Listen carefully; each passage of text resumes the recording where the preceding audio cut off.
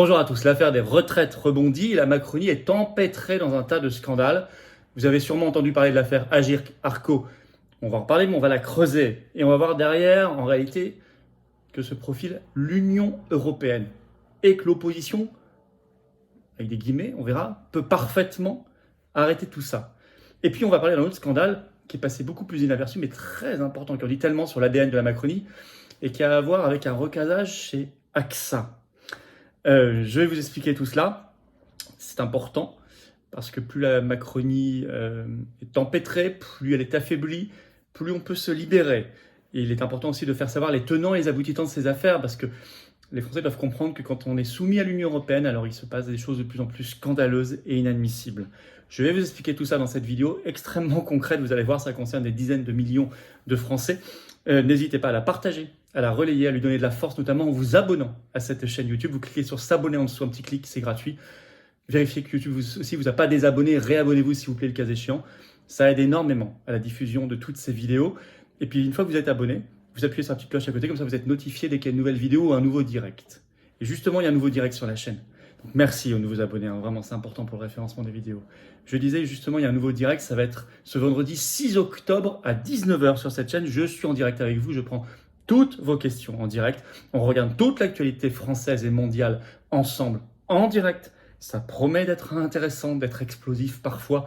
En tout cas, soyez là, ramenez du monde. Je vous attends très nombreux. Je vous attends également très nombreux ce samedi. Ça arrive à toute vitesse, 7 octobre, Paris, 14h, Palais Royal. Nous serons là pour la grande manif nationale pour le Frexit et la sortie de l'OTAN. Il y aura notamment Romain Bessonnet, vice-président du Cercle Aristote. Il y aura Charles-Henri Gallois de Génération Frexit et tant d'autres avec nos drapeaux français. Venez, faites venir. C'est ouvert aux adhérents, non-adhérents, à tout le monde. C'est parfaitement sécurisé, bien sûr. Et ça va être extraordinaire. En plus, c'est la rentrée. Jeudi 12 octobre, je suis à Fréjus, dans le Var, pour entamer mon tour de France de la liberté. Réunion publique à 19h. 5 € simplement l'entrée pour toute la soirée. On vous offre un verre de l'amitié. C'est salle Charles-Denis, à quartier Saint-Égulphe. Il y a un petit formulaire d'inscription pour Fréjus pour nous aider à organiser. C'est pas totalement obligatoire de s'inscrire pour venir. Vous pouvez venir quand même. Mais c'est bien mieux pour nous de vous inscrire. Merci à vous. Il est en lien sous la vidéo en description. Justement, sous la vidéo en description. Adhésion, réadhésion, don au mouvement. J'ai besoin de vous. Soyez là. J'ai même plus besoin de vous le dire. Je sais que ceux qui veulent s'engager seront à nos côtés. Seront aux côtés de tous ceux qui se battent dans la résistance face à l'oligarchie pour la liberté, la souveraineté, la paix, la dignité, la justice, l'humanité vraiment humaine, la France éternelle, belle et rebelle. C'est ça les patriotes. Alors je vous attends. Venez, revenez si votre adhésion n'est plus à jour. Adhérez, réadhérez, c'est le premier lien sous la vidéo en description. Ce lien est également en commentaire épinglé, une petite fiche maintenant sur l'écran. Et dans les dernières secondes de la vidéo, je remettrai le lien sur l'écran. Faire un don de soutien au mouvement pour nous permettre de faire plus d'actions concrètes parce qu'on n'a pas les millions du système, ni ces milliards, ni les copains oligarques. Faire un don au mouvement, c'est le deuxième lien sous la vidéo en description. C'est plus d'affiches, plus de tracts, plus de réunions publiques, plus de manifs, plus d'opérations coup de poing. Meilleure présence le 9 juin pour la grosse liste que je mène aux européennes pour le Frexit, de le rassemblement. C'est tout ça. Voilà. Et tout ça, c'est défiscalisé aux 2/3 pour vous. Ce sont concrètement des baisses d'impôts. Profitez-en, renseignez-vous. Bravo aux donateurs, aux réadhérents, bienvenue aux nouveaux adhérents patriotes. Alors, retraite, des scandales éclatent. La Macronie embourbée, sous pression de l'Union européenne, et ça montre le vrai visage de cette Macronie. Je le dis et le redis, les oppositions, on va les interpeller, peuvent tout bloquer si elles le veulent. Je vais vous expliquer pourquoi. D'abord, le scandale Agirc-Arrco, le casse du siècle pour obéir à Bruxelles. On va être clair.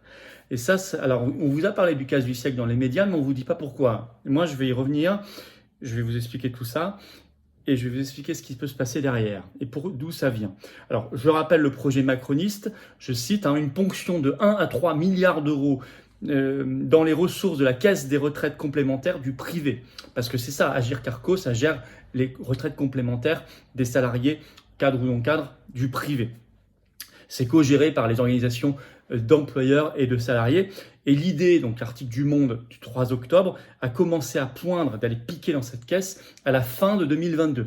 Le gouvernement a commencé à y penser, c'est ce que nous dit Le Monde. Et dans cet article, on apprend aussi que ce 3 octobre, Olivier Dussopt, donc le ministre du Travail, en charge de la réforme des retraites, l'a évoqué explicitement sur Europe 1. Il parle de mise à contribution pour l'équilibre général de l'ensemble de notre système de retraite, de ces caisses. Alors c'est un véritable magot, d'où ces expressions qu'on voit un peu partout, de casse du siècle, de hold-up. Je rappelle d'abord, Agirc-Arrco, que ça concerne 26 millions en France de cotisants et 13 millions de retraités aujourd'hui. C'est massif. C'est le régime de retraite complémentaire qui complète le régime de base d'un salarié du privé. C'est une source souvent de revenus non négligeable lors du départ à la retraite, c'est évident. Et par ailleurs, hop, on va bien remettre comme ça, voilà.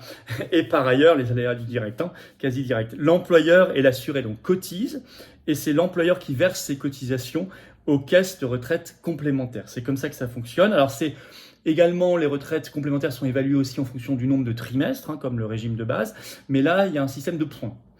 Et l'ARCO et la GIRC ont fusionné en 2019 dans un seul régime de retraite complémentaire.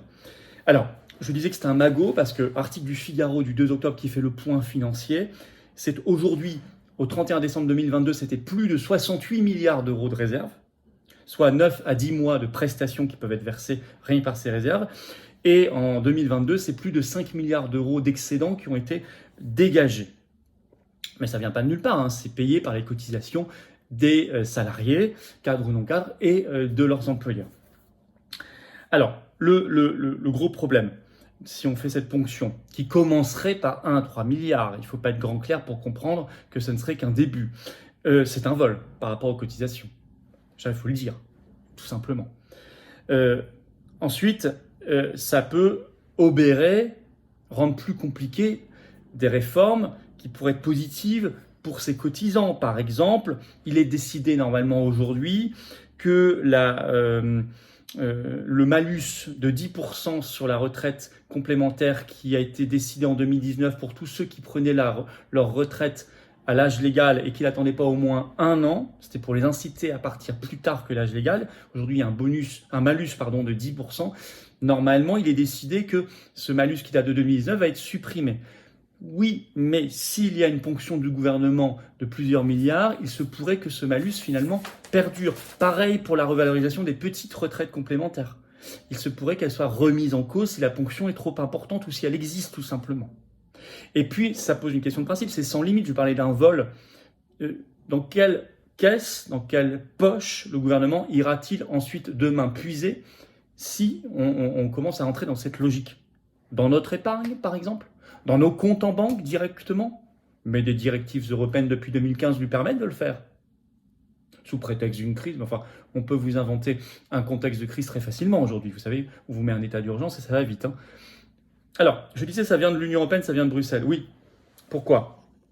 Tout simplement parce que, souvenez-vous, a été voté fin septembre, par 49-3 d'ailleurs, et les oppositions étaient incapables derrière de s'y opposer en votant la motion de censure, la loi de programmation des finances publiques. J'ai consacré 2 vidéos, pas pour rien, ces dernières semaines sur cette chaîne, à la loi de programmation des finances publiques, la LPFP.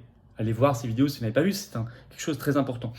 N'oubliez pas que Bruxelles avait dit, vous devez voter cette loi, nous remettre votre copie, qui est une copie d'austérité programmée jusqu'en 2027 pour la France. C'est ça la loi de programmation des finances publiques. C'est pour ça que le gouvernement devait absolument la voter.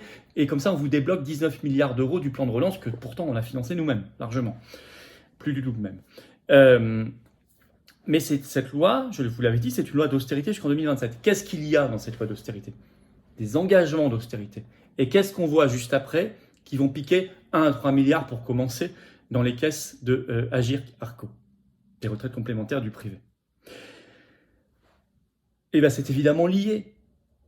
Et puis, à la base, cette réforme des retraites qui est passée en force là, ces derniers mois, d'où elle venait? C'était une exigence de Bruxelles contre le plan de relance Covid décidé en juillet 2020. On l'a expliqué maintes et maintes fois sur cette chaîne. Ça avait été avoué un moment par Clément Beaune, je vous l'avais dit, dans une interview à Ouest France qui est toujours en ligne de septembre 2020. Et puis ça a été avoué en Belgique, en Espagne, mais le gouvernement français n'a jamais voulu complètement l'avouer, mais c'est le cas. Donc là, derrière cette spoliation, ce hold-up, ce casse du siècle, il y a totalement l'ombre de l'Union européenne et de Bruxelles, de la Commission européenne, évidemment. Alors, il a été dit sur France Info ce 4 octobre que si les partenaires sociaux qui gèrent ces caisses n'obtempèrent pas, n'acceptent pas cette ponction du gouvernement, alors le gouvernement passera en force par un amendement qu'il ajoutera au projet de loi de financement de la sécurité sociale qui va arriver dans les semaines prochaines, les semaines qui viennent, au Parlement. C'est le budget de la Sécu. gouvernement mettra un amendement à ce PLFSS, comme on dit, projet de loi de financement de la sécurité sociale, en disant il est prévu une ponction de, je sais pas, 1 milliard, 2 milliards, 3 milliards, 4 milliards, on verra, sur les caisses de retraite complémentaires du privé.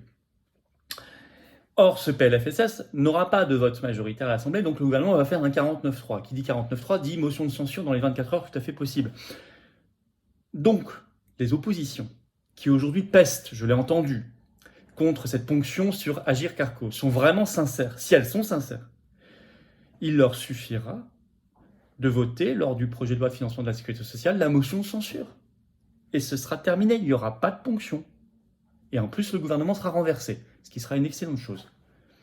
Elles sont mises là, devant leurs responsabilités. Et nous le faisons dans cette vidéo. Voilà pourquoi je voulais tout vous expliquer sur cette affaire. Vous voyez, on tire le fil, un événement médiatique, et derrière on trouve l'Union européenne, on trouve la responsabilité des oppositions et des guillemets. Mais il n'y a pas que ce scandale sur les retraites qui en ce moment embourbe, empêtre la Macronie. Il y a un recasage chez AXA France, l'assureur. Et oui, c'est une information qui est restée très confidentielle, pas reprise par la presse, mais qui est totalement certifiée et exacte, qui a été révélée par le site très officiel, très sérieux, Acteur Public, ce 2 octobre. On y apprend le titre exclusif. Léo Reich quitte le cabinet d'Olivier Dussopt et rejoint AXA France. Alors, qui est Léo Reich ? Eh bien, on cherche un petit peu et on trouve que c'était officiellement, je cite, le conseiller chargé des retraites au cabinet du ministre Dussopt, qui était lui-même en charge de la réforme des retraites. Et où est-ce qu'il part ?